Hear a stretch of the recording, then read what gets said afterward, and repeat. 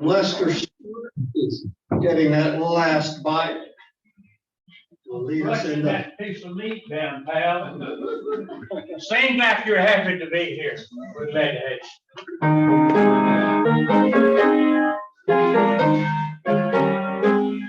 Oh, say can you see by the dawn's early light, once so proudly we hailed at the twilight's last gleam, whose stars and bright stars through the perilous night, for the ramparts we watched were so gallantly streamed, and the rocket's red flare those were seen in air, came through the night, that our flag was still there.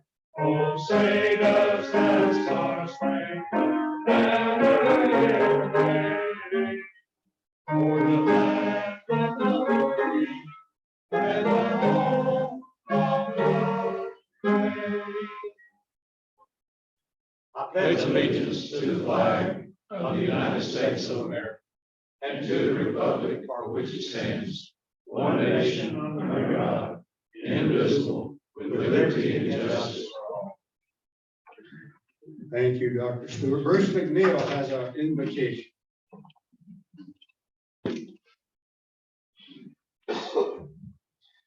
Lester, regardless of what a lot of people today say, this is absolutely the best day of our lives, isn't it? Absolutely. The world's full of tribulations and trials. You know, they said the same thing during World War I, World War II, the Korean War, the 60s. People started growing long hair. And so this is a great day. Dear Heavenly Father, we thank you for this opportunity to be together. We thank you for this group of Rotarians in this room and what they mean not only to this community, but throughout the nation. Lord, we thank you for those that have prepared this meal. We ask we ask these things in thy name. Amen. Amen.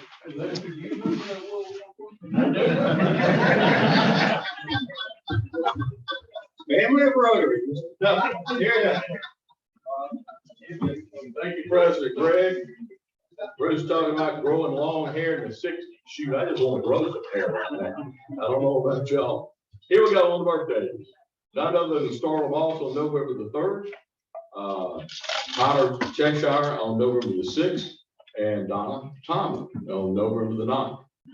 Slim of the ranks on the anniversary, but it's a big one, it's a special one, especially at their house. Jerry Atkinson and Jane on November the 6th. Hope you all have a great week. Thank you.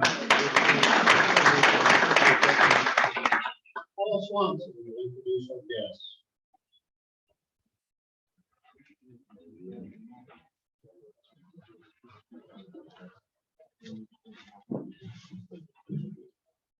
All right, got a long list today, so hopefully I do well here. I did get Walter Hill to help me, so if I do butcher any of the pronunciations, you guys will know who it was.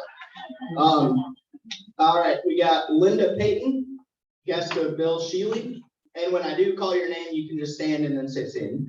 Rhett Marquise, guest of Paul Lee. Dr. Keith Bland, who's a guest of the club. Bill Poole, who's a guest of Paul Lee. Donnie Chasteen, guest of Paul Lee. Jeff Sorrells, guest of Paul Lee. Paul Lee's on fire today. James Williams, who's a guest of the club. And I'll try on this last one. Mark Saliba? Yeah, no, I'm just kidding. Saliba. Mark Saliba. Guest of Dean Mitchell. Are there any visitors or guests that I may have missed today? All right, thank you for visiting today. Appreciate having you.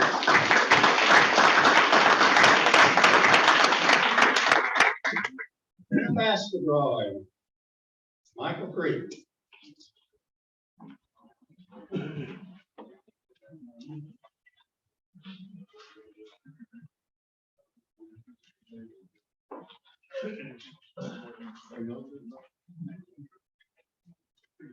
Points, 1,205 points. Okay.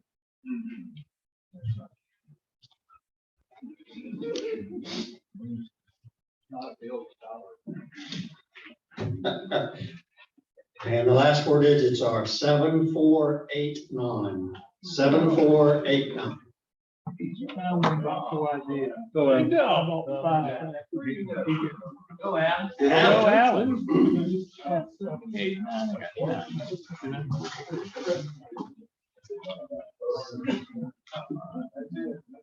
That's all right. That's a good call. Jackus, the queen of spades. All right. Oh, Sorry, in Alan. the right suit. Ooh. In the right suit. Jason Rudd has an announcement for us. Hey, everybody, on this coming Monday, a week from today, we invite everybody out to the fairgrounds. Pino Festival is going to have their annual Civic Day. So the Rotary Club, this is the main club that is invited. There are several others invited. James Etheridge here is in charge of this day. He's got us a good program lined up. So come out, eat some fair food. If you're going to bring a friend or two, let us know if you got a couple extras so that we can plan appropriately. Miss Cynthia in the back has pre-ordered everybody some food. So any questions about it? Pretty much the same deal. The time that you would normally come to Rotary, that's when you'll arrive out there, just park in the north parking lot. We'll have some shuttles that'll get you to the, what we call the grassy triangle, the picnic area. And of course, we're gonna be eating the corn dogs, the baked potatoes, and okay. Oh, corn, roasted corn. And we'll probably have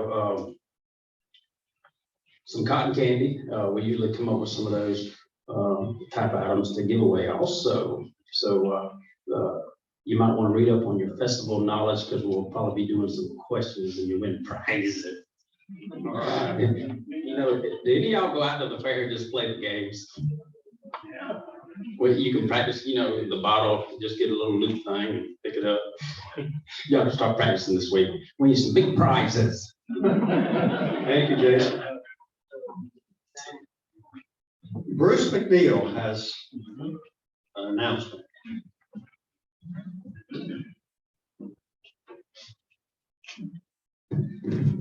If I could get both high school principals to come forward, I would appreciate it.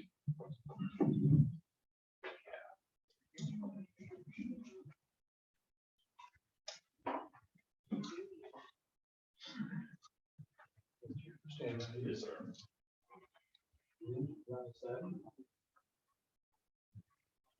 Thank you all for being here. I would like to introduce Dr. Keith Bland. Dothan High School's been very supportive of working to help restart our Interact program at Dothan High School. And I'm very thankful. Appreciate you very much. And Mr. James Williams from Dothan Preparatory School. I don't know why I keep wanting to say technology. Preparatory school. I went to visit him the other day, and it's been a while since I've been in those halls. And a lot of things look different, a lot of things look similar, but everything looks nice and neat and clean. That's for sure. Then, well, every year you give to the the Rotary International Foundation, and when you give 1 year, 3 years later, we get a percentage of those dollars back for district grants. We've done a lot of things over the years with our district grants, but this year we're establishing 2 Rotary Resource Centers, one at Dothan High and the other at Dothan Preparatory. And they're very similar. Some of the material is unique to those schools. But real quickly, the resource centers consist of a display board. It talks about the Rotary Center for Excellence, where we do a number of things if they desire for a program at the school, anything from leadership to goal setting, to speed reading, to memorization, public speaking, time management, ethics, self-confidence, and financial smarts.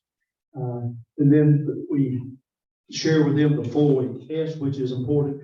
Drug addiction is horrific in this country.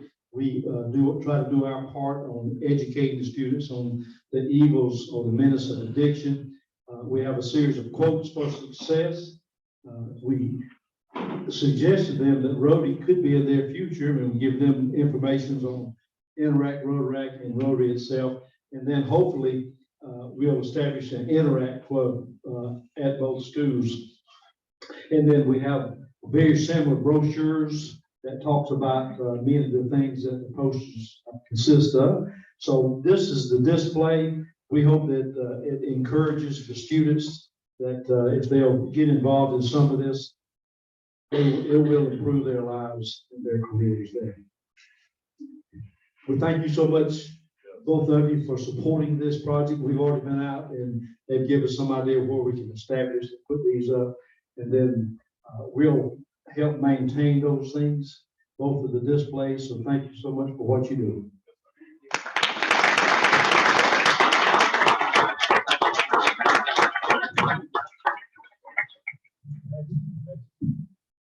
Representative Paul Lee will introduce our speaker. Thank you. Good afternoon. We do have a gentleman here today, Bill Poole. That's a good friend of ours, the legislative body. Several of our Wiregrass delegates are here, and they will tell you that we are well represented when in this gentleman in his office. Bill was appointed as Director of Alabama Department of Finance by Governor Ivey in August of 2021. After representing the citizens of House District 63 as a member of the Alabama House of Representatives. On November 17th, Governor Ivey selected Director Poole to also serve as our senior advisor. This was Governor Ivey's quote. Bill Poole is one of the most gifted public servants Alabama has seen in many years. And his exceptional leadership qualities and the respect he commands on both sides of the aisle. That's rare today. That's rare. Both sides of the aisle in the Alabama legislature makes him uniquely qualified to serve as Alabama's next finance director. Unquote. As the state's chief financial officer, Bill Poole served as an advisor to the governor and Alabama legislature in all financial matters, and is charged with protecting the financial interests of the state of Alabama. He's responsible for the administration and oversight in the Department of Finance and serves on various advisory boards and authorities. He served as a House and Ways and Means Education Chairman. The committee oversees the Education Trust Fund. He did that for 8 years prior to his service of what he's doing today. Under his leadership, priority initiatives such as high risk or high quality pre-K, literacy, broadband, workforce development, and career technology training received increases in appropriations to ensure Alabama students are college and career ready postgraduate from high school. Native of Marengo County, Bill Poole was first elected in his House District in 63, House District 63 in 2010. Graduate of the University of Alabama and the University of Alabama School of Law, he worked in private practice since 2004. His wife, Nicole, and they had 3 wonderful children. We kind of watched them grow up over the last several years. On a personal note, Donnie and myself and Steve, Steve was there, but Donnie and myself were elected in 2010 when Bill came in. I had the privilege of sitting next to him on the House floor for several years while he was chairman of the Education Committee. And I will tell you, I was impressed from the first day that I met him. And I have been ever since, and I'm proud of him. And today I will tell you, this is not where he's going to land, in my opinion, or I hope not.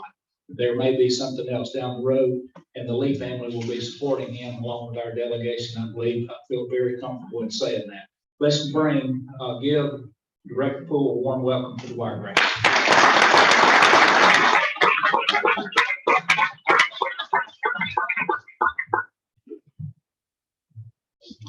Well, thank you, Paul, and certainly it's a pleasure to be here.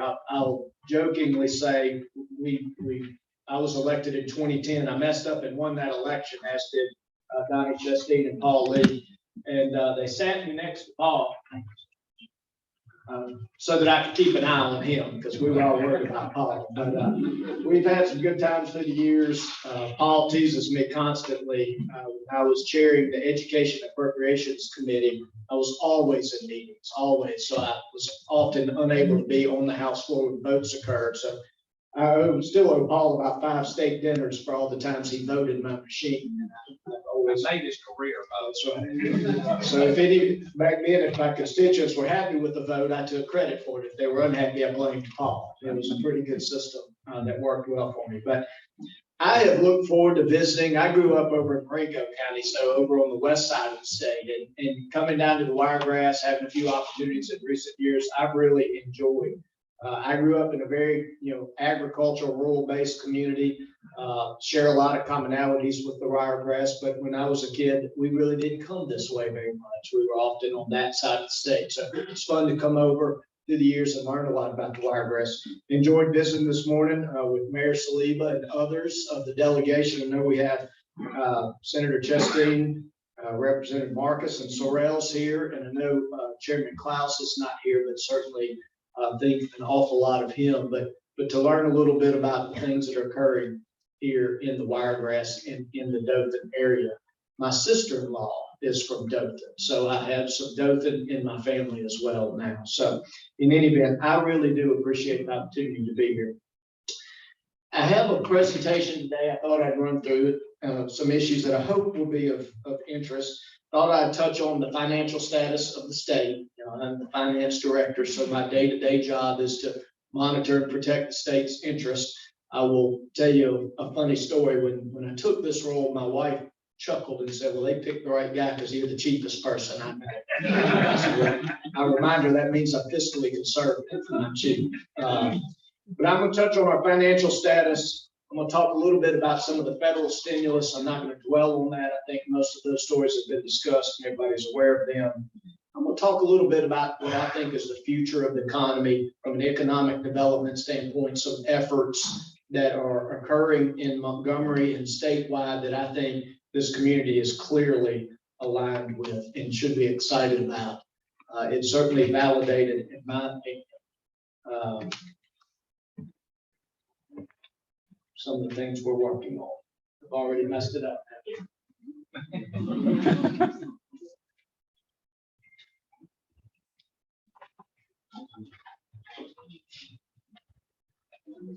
Sure. Well, while she's correcting my error.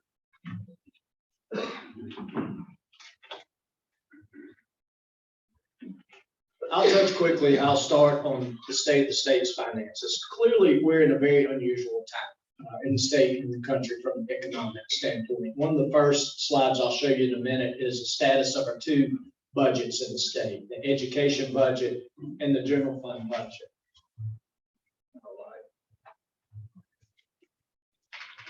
They're both at record levels right now. So I think what we're clearly seeing, and this won't be an earth-shattering moment for anybody, but we're seeing some very unusual economic impacts and dynamics around the state. They're driven by inflation, I think largely due to federal stimulus that was provided to the pandemic. And we'll talk about that in a few minutes.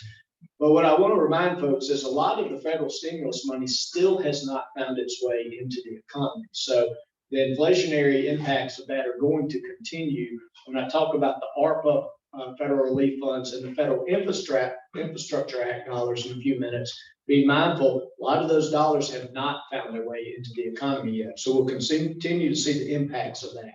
We're seeing wages up, we're seeing inflation up, we're seeing supply chain issues, but all of those things are coupled together to have a lot of economic impacts. But one thing it's doing is it's driving up very sharply sales and income tax receipts in the state by virtue of all of those dynamics. Now, the dilemma is we know they're generally artificial and they're not sustainable. So the state's going to have a lot of discussion, communities, constituents, everybody needs to be thinking about as we enter this next legislative session, how are we going to see the state's way through this? It's impacting communities and businesses on the smaller scale, but we're seeing some pretty record and staggering numbers on the state level. You'll see that in fiscal year 23, the current fiscal year that just began, on the education side of the house, the state's investing $8.2 billion, that should be a B, dollars in education. That is a historic high, up from $8 billion. So the state of Alabama is now investing more money than it ever has in educating our students. I think that's a good sign for us. We've historically underfunded education relative to other states around the country, but we need our outcomes to improve. correcting outcomes is not just going to occur with monetary investment, but that is part of it. We need to couple that with policies. Representative Lee mentioned a couple of those. We passed Literacy Act policies. We have a new math component that's out there. We've invested very heavily in pre-K, and we've just seen some first reports that may be indicating we're having some success on those levels. We have a long way to go, a long way, and I'm not certainly going to argue that we're where we want to be on education. I don't think anybody will, but we have to have a vision and consistency. One thing, I've been involved in education policy, worked hard on it through the years. When you keep changing tests and plans and everything, it's very hard for the education community to know what we're trying to accomplish and how to get there. I think we've had some consistency, and I think that's benefited the state. On the general fund side, we've also seen a record $2.7 billion budget in this fiscal year. That's $300 million up from the prior year. We will see record budgets again passed in the next legislative session, would be my anticipation. A lot of things could happen in the economy that could change the dynamics of those discussions between now and the next legislative session that begins in March. But we're clearly seeing very healthy budgets. All states across the country are seeing that. That is not unique to Alabama, but we're certainly seeing very sharp increases in our budget revenues at present. Now, again, I think if you think about our economy right now, virtually nothing is sustainable. So I think we all know a slowdown, or as I would say, a correction back to normalcy is out there. The question is, how are we going to find our way back to normal? You know, are we going to hit the skids badly and have a decline that is too sharp that we'll have to recover from, or can we land back in a more normal economic structure? So that's just kind of a really too quick state of the state economy. I could spend the whole talk talking about the state of our economy in Alabama, but I want to bounce through some other issues that I think are relevant, particularly to communities around the state and Dothan, certainly, of course. ARPA, the American Rescue Plan Act. Alabama received $2.1 billion of ARPA funds. The state has appropriated its first half of that in the last legislative session. The primary investments were $276 million in broadband, $225 million for water sewer projects. And then we saw a smattering of other investments across particularly healthcare and some other areas. Broadband, oddly enough, in water and sewer were authorized investments under these federal funds. And we have a second tranche is what the feds call it. I chuckled. I don't know what a tranche is, but that's what the U.S. Treasury calls it. But that's our second half of our funds. The legislature will appropriate that balance, and my office and the governor's office will work very closely with legislative leadership with that proposal. But I would anticipate seeing continued investment in broadband and water and sewer. I want to stop and focus on broadband for a minute, because there has been a big announcement that the government made about 2 or 3 weeks ago. And I think it got some media play, but I don't think folks really understand how significant that announcement is going to be. And I'm going to pause and recognize Senator Chastain, who has worked tirelessly as much as anybody in the entire legislature on broadband issues. A lot of the efforts, and I was involved in some of those with Senator Chastain, stood up an early broadband grant program that has really helped us put together a very solid plan. So this is a diagram that just kind of illustrates your long haul broadband fiber to your middle mile, which is what I'm going to focus on, to your last mile, as they call it in the industry, which is the retail ISP provider down to the end user customer. The state is making a very major investment in the middle mile. And what is going to occur is the state is going to have one of the more robust, high-speed, redundant, middle mile internet networks of any state in the country, we believe. Now, all states are going to spend money on broadband. So they all have money for broadband just like we do. The test for us, particularly a rural state that has a lot of underserved or unserved areas, is can we outperform them relative to our investments? And thereby, when the dust settles, have advanced our position from a competitive standpoint in the future economy for the benefit of our citizens. That is going to be the high-speed network, at least in its early phase. We believe we're gonna be able to leverage the federal dollars and extend that even further into some of those gaps. But what you will see in this area or this region or sector of the state crisscrosses pretty effectively. Now, there's a couple reasons that we think this plan will outperform other states. One is a lot of this broadband already exists in the ground. Fiber exists, but it's dark. It hasn't been activated. Two is what a lot of states are going to do is they're going to hire a private company to put their system in, or they're going to have multiple private owners and they're going to patchwork the system. What the state of Alabama has done is set up a consortium, and all of the broadband, the fiber has been dedicated into a nonprofit consortium. So we have a common owner that the state can negotiate with. State doesn't want to own this, doesn't want to be in the broadband business, but we can set the parameters for the use of the state investment. Third, your technology we all know is going to advance rapidly. I think we all wonder if in 10 years, will you really need a fiber line to your house? Will you get internet at your residence or wherever you want to get it by satellite? But what will be redundant and needed is still a hardwire high-speed network around the state for education purposes, healthcare, first response, law enforcement, major industrial and other business needs. Satellites are not going to facilitate that activity. No matter where the technology goes, you're still going to need high-speed fiber. And so we're hopeful that in the state of Alabama, we'll be able to light up the network faster, more robust than most states. If you think about Alabama, that's a big investment. If the state is successful in this, we believe we can truly change the trajectory of the state of Alabama for the long term relative to technology and internet availability. Water and sewer. The state has also chosen to invest a large amount of its federal stimulus money in water and sewer projects. You know, certainly in a rural area, we all know there's still a lot of areas in Alabama that don't have clean water and have sewer issues. Those are particularly acute in the black belt on the sewer front because a lot of the soils there don't perk very well for the septic systems.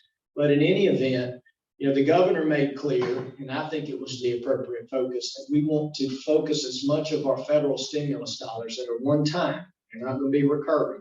Whether we like it or not, I think the Fed's overspent personally in terms of the stimulus. But the funding is there. It's been assigned to Alabama. We wanted to invest these dollars, and the legislature agreed, I think, to the legislature's credit, in investments that will last. So broadband, water and sewer infrastructure. You put those in the ground, you bring those into existence, they're going to last for decades, if not generations. Unlike a program that you fund for a year and in 5 years it's paid out and gone, and what do you have to show for it? So the water and sewer investments have been substantial. And as I know Mayor Saliba will tell you, these projects are hard to fund. They're expensive, they're not fun. People don't like, you know, spending all their tax money on underground water and sewer they can't see. We want roads and bridges and schools and all the things that are more exciting, but you can't do any of those without water and sewer. I'm gonna read a couple of awards. I'm not gonna go into the detail of the amounts, but in this area, there have been water and sewer project awards to the town of Clayton, the South Bullock Water Authority, the town of McKenzie, town of Dozier, West Escambia Utilities, town of Columbia, city of Ashford, city of Dothan, and the town of Columbia. And all of the funds have not been dispersed. So there are still funds out there available for water and sewer, but that would demonstrate investments in water and sewer that have been made in this area of the state. Moving away from ARPA and the federal stimulus to the IIJA, the feds call it, but this is the Federal Infrastructure Act. You can see some statistics there in terms of the amount of those funds that will come to the state of Alabama. Those funds, by and large, have not been deployed. The federal agencies administering them are still working on the rules. So here again, these are federal, it's not necessarily stimulus, but these are big spending items. These funds still haven't made it out into the economy. So I think we have continued distortions in terms of economic activity, the flow of capital across our economy by virtue of these large federal investments. But this is what we'll expect in Alabama. You'll notice an overlap between the ARPA funds and these funds as it relates particularly to clean water and sewer and to broadband. So we believe that the state, when it's all said and done, will spend well over $1 billion on broadband, all federal money over the next 5 years, and well over $1 billion on water and sewer, all federal money over the next 5 years. The state's going to have a hard time as a community spending that much money that fast. Congress will likely extend those timelines, but we'll see how that goes. But again, I want to emphasize the amount of federal funds flowing out in states and communities. So it's important that this area, as it has, competes for those dollars. This is a little bit more on the IIJ. I think I've covered that in my comments. I asked our staff in anticipation of coming down today also to point out some state investments that have occurred in this area. I think all of you in the audience will be familiar with all of these. But we've seen a substantial amount of ALDOT transportation investment in the area. In recent years, 9 projects total, 2 completed, 7 underway or to be scheduled, total of $98 million of investment in transportation in this area. So I know there's always more needs. I'm certainly not going to indicate that this will cover all the needs, but we have seen substantial investments in this area in recent years. I think that's positive. There have also been investments through the budgets. We've seen an investment in a Department of Forensics lab here in Dothan that's critical for a variety of law enforcement reasons. The Enterprise Veterans Home, the state, I think, has actually put in more than $6 million, if my memory serves. The feds, I think that's about a $70 or $80 million project now with cost increases. That's a fraction or a portion of the state's contribution, but a big project down the street in Enterprise. So a lot of state investment in the area. I think that reflects the success that this area has experienced and the alignment of your leaders, both on the local and state level, to pursue resources for this community. I put the unemployment figures in here. I think there's really nothing earth-shattering here. We all know we're experiencing record low unemployment around the state.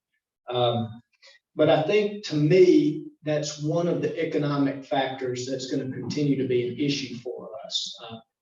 How does the level of unemployment and secondarily the level of workforce participation, which is what we should really be focused on, how does that impact us from an economic standpoint going forward? What can we do to squeeze out more productivity, more economic growth if our labor productivity is that low or participation, and if we're just running out of people to fill jobs? I mean, we all know how hard it is to find good employees right now.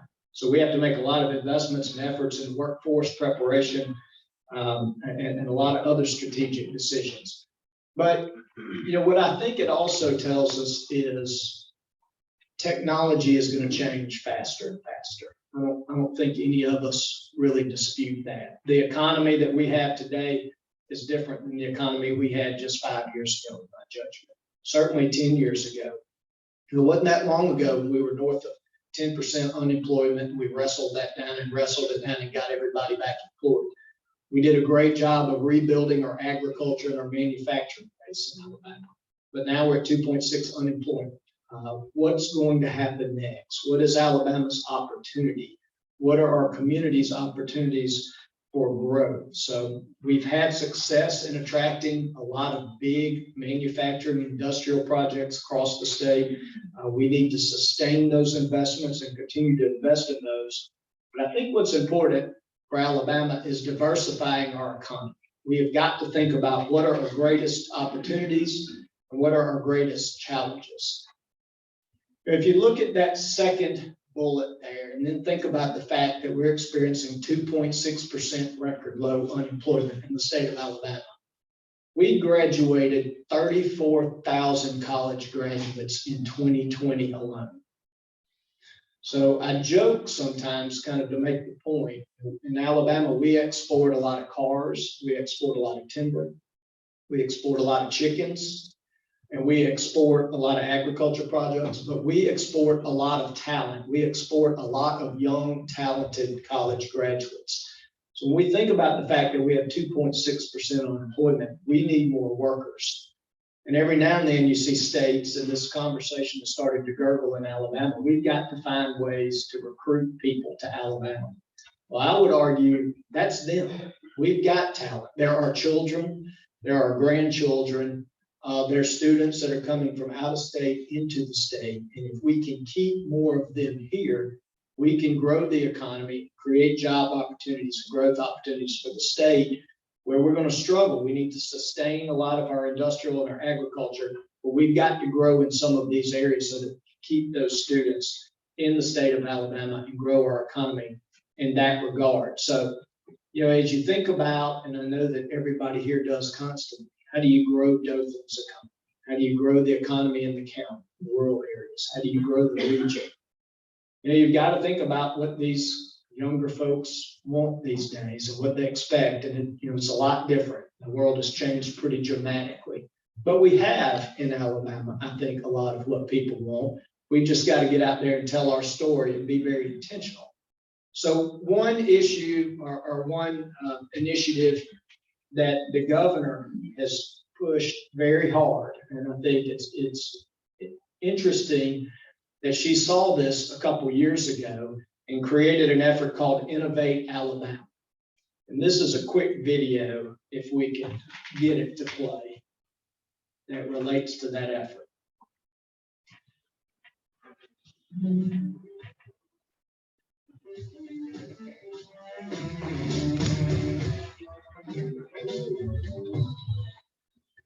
When you think of Alabama, what comes to mind? Maybe it's football, or maybe it's our famous Southern cuisine, our beautiful outdoors, or a warm Southern hospitality. For all the great things we're known for, Alabama is also many unexpected surprises. Some of our greatest success stories are rooted in innovation. That's right, innovation. Probably not the first word that comes to mind. Alabama has a lot more going on than you may realize. From the beginning, Alabamians have been embracing innovation, creating some of the most well-recognized tools that Americans use every day. From windshield wipers to vinyl, to becoming a leader in aerospace and biomedical research, to revolutionizing the essential items that shoppers get delivered to their doorsteps. It all happened right here. Currently, right here in Birmingham, we're collaborating with national partners to build the next generation of diverse web developers, creating a pipeline of brilliant minds who continue to build technologies of the future. Pretty cool, huh? We're just getting started. Researchers come here from all over the world working on genomic sciences to improve the human condition around the globe. Probably not your thinking, right? It doesn't stop there. Across our great state, from Mobile to Huntsville, innovation ecosystems are being nurtured to create an environment for those who have the vision and the courage to create a brighter, better tomorrow. Building on our entrepreneurial spirit, the Alabama Innovation Commission is taking us to the next level. This is a group of dedicated leaders from private and public sectors who are passionate about developing forward-thinking policies that will create a more resilient, inclusive, and robust economy for Alabama to remain competitive in the 21st century world. Alabama, a place where you can dream big, play hard, and live comfortably. Are you surprised yet? We're not. Alabamians have always known that we've got what it takes. Grit, determination, and the ability to think outside of the box. We're building a better state, a place where opportunity exists. And now the Alabama Innovation Commission's work and have given us a playbook for exactly how to get there.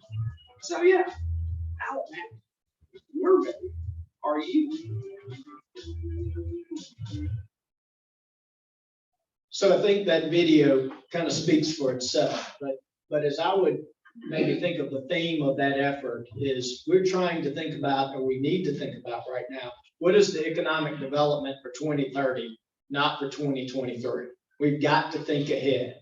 And if you think about innovation ecosystems, and I want to really recognize your local leadership, when we have an announcement coming into this area of research and technology, collaboration with Hudson Alpha, which I think is very impressive. There's talk about an innovation center here in Dothan, and I know that your local leadership has put a lot of effort in that, and we're certainly going to do our best at the state to support and leverage that. But if you think about the future economy, you think about this area, you're already, I think, in that regard, pushing the right buttons and heading in the right direction. So, communicating to people that live here, this is a good place, or particularly our children, our graduates, but others, this is a great place to live, work, and play. We all know that, but we need more people to stay in our economy and support us in that regard. So the Innovation Commission was created a few years ago, and it was designed to bring together public and private stakeholders to think about what are our assets, what are our problems, how do we overcome those,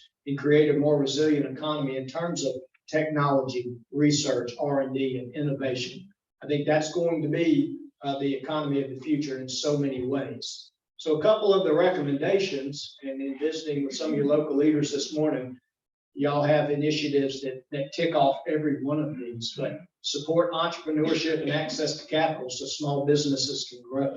Develop talent attraction and retention programs so we can bring and keep our best and brightest in the state. Increase commercialization opportunities so that solutions and new products are commercially viable and businesses can grow here in Alabama. Bridge the digital and economic divides. We talked about the broadband investments. Develop Alabama's knowledge economy, kind of encapsulates all those things, and market Alabama internally and externally as a place to live, work, and play, which I think is critical to our future. So that initiative has really taken off. The legislature has provided a lot of support, I think, in recognizing how critical this is to the future of our state. And really, again, I want to recognize Governor Ivey's leadership and the legislature's leadership on these efforts. So this kind of just talks about a couple of the ongoing efforts that are underway. The Innovate Alabama Board has had several meetings now since it developed approximately 7 months ago, beginning to stand up some initiatives to invest in the communities across the state. And I think the Innovation Center here is definitely an example of a regional collaboration that we need to leverage statewide. So I think there's a lot of momentum in the state. If you look at some of the announcements in the technology area, you see a few of these coming out of the Dothan area, which I've been very impressed with as I've watched this area. Some of the economic developments announcements that have come that have been more on cutting edge type of projects, the projects that are going to last and provide high paying jobs in this area and across the state in the future. So, I think that is the way forward from an economic standpoint. That certainly is not in isolation or to dismiss any other area of our economic development efforts, but I think that's an area the state has got to focus on along with others and grow and foster for the benefit of our citizens across the state of Alabama. So with that, I wanted to make sure to try to stop and answer any questions. I shot through a lot of issues. I could have taken one or two of those and spent the whole time on them, but I wanted to cover as much ground as I could on some topics that I hope are interesting and informative to all of you. So what questions can I answer today? Let me Yes, just sir. ask, I've been out of higher education for a few years now, but it appears to me that the initiative to get an Alabamian to stay in Alabama must begin at a much lower level than the senior level in college. And we do some work there, public relations. But I think if we have students as freshmen going in, this idea of staying at home with an incentive built into it, don't wait till they're seniors. Their mind's already made up by then. They probably want to go somewhere where the salary looks good or there's room for advancement. But Alabama is a great state to stay in. Listen, I've been in other states. I've taught in other states. I'd rather be right here for what we have to offer than I taught in Georgia. Great. The money was good, but it wasn't home. I felt here. I taught in other states. But my point is, let's do something even before they get to college. Let's start it in the high schools. Those seniors are going to school somewhere, hopefully. Well, I think that's exactly right. I couldn't agree with you more. And I think setting up apprenticeship programs, internship programs, exposing students to the job opportunities, Yeah. but also sharing with young people what we all know, which is this is a great place to live and work, you know. And a lot of young folks and college graduates too are going to leave the state at least for a while, right? It's a mobile world now. There's a lot of opportunity out there. Folks want to go spread their wings, and I understand that. But you know what they call that is the boomerang. We also want them to boomerang and come back. I left the state for a few years and came back. I was so excited to come back, I couldn't hardly stand it. But that let me know how great it was to live here by having that experience, maybe much like yours. So we've got to let people know this is a great place to live, work, and play. And for a lot of economic reasons, we really have to emphasize that to our young folks. Any other questions? Can you give a quick update on the last numbers, where we have fallen in the education? Or not last, we're bumping up in some areas. Yeah, so these, the NAEP, the National Education Scores that measure the states came in last week. And I don't have all of the statistics with me, but the state, it measures fourth grade and I think it's 10th or 11th grade math and reading. And everybody's read about these scores.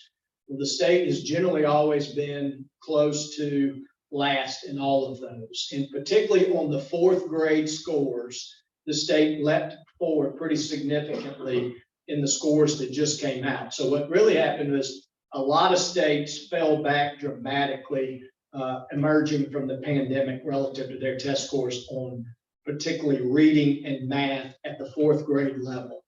Alabama held steady despite the pandemic and inched up just a little bit in our scores. But what that did was that leapt us forward in both, from being approximately last in both. But I think in reading, and I need to get my statistics right on this, but I think we entered the top 30. We're about 38, 39 nationally in reading at the fourth grade level. And I would argue, you can talk about math at fourth grade or reading at later grade. If you don't have kids reading at third grade, you've lost everything else. So in the most important signal, I think the state did leap forward relative to other states. Now, again, you have to keep that in perspective of the scores nationally were not good. Our scores need to be better. There is a perspective that needs to be maintained. But we are not at the bottom on fourth grade reading scores anymore. We've moved into the upper 30s. So we were talking about this earlier. I think that's a real opportunity to be aggressive here in Alabama and realize we've made some progress. Now, while other states are kind of floundering, trying to figure out how to right their ship, can we maintain that momentum and move up into the early 30s and then into the more of that national midpoint around the mid 20s in those scores? So that would be monumental for Alabama if we could move those reading and math scores out of that worst tier and into the middle tier in a short period of time. Of course, the objective being to move into a top tier, but you have to move incrementally. Things will happen fast in education, but I think we can take encouragement there. We don't need to take a victory lap, but we can be encouraged by that. We have some momentum to build on. Director Poole, we went from 52nd to 40th in math and 49th to 39th in reading. So thank you. I mean, those are big numbers. And I think there's really been a lot of notice of that, but that's a big leap. Those numbers, they typically aren't big jumps like that occur. So we have something to build on. We have a long way to go, but we have something to build on that. Yes, sir. Should we expect to see a lot of growth around the Port of Mobile? Well, there has been a lot of growth. So I do expect that to continue. You know, the channel deepening and widening project is coming to a close. From a container point of view, I think it's the fastest growing container port in the country right now. Now, again, that's relative to a smaller volume that's growing rapidly. If I'm correct, I was told recently that our container volume surpassed New Orleans recently. So that's where we're seeing a lot of growth. We're having some issues on the coal side. I think you can expect to see some investment on some upgrades there, given some coal import and export capacity needs at the port. But yes, you've seen a big federal series of investments in the port. You've seen state support at the port, and I think there will be continued investment and growth there. So. The COVID funds, or the stimulus funds you were saying had not all been released into the economy yet. What's your estimated time frame on how many more years do you think it will trickle in? So a lot of that's going to play out the full 5 years, because particularly on water and sewer projects, and Mayor can, I think, probably validate this. You don't just stand those projects up and roll them out. They have to be engineered, designed. You know, you got to go out and public bid them. You know, you got a lot of stress out in the marketplace right now in terms of just getting the supplies based upon supply chain. The broadband investment is not something that can happen overnight. So those larger investments are going to take time, and those dollars will roll out incrementally over the next 4 to 5 years. All of the other investments either have occurred substantially or will occur. Now, the federal money has a 5-year term too on the infrastructure. So you'll see those funds are actually incrementally handed out on a yearly basis, as opposed to a lump sum like the ARPA funds were. So you'll see that play out for the next 5 years. Now, I would just distinguish a lot of the personal, family and business, all of that stimulus has been dispersed by the feds. I think has largely found its way in, not all of it, but those continued on the infrastructure and on the general pandemic relief side. A lot of those funds still haven't gone out. And so, they distributed those funds on a formula, population, so on and so forth. So you can think if Alabama's got another $1 billion left to spend on the ARPA funds, Georgia's got another $5 billion. Florida's got another $20 billion. So all states have this money, and they all have to spend it on generally the same guidance rules within the same period of time. So that spells some inflationary impact to me. It may be isolated some of those economic sectors, but it's going to spill out. All right. Thank you all very much.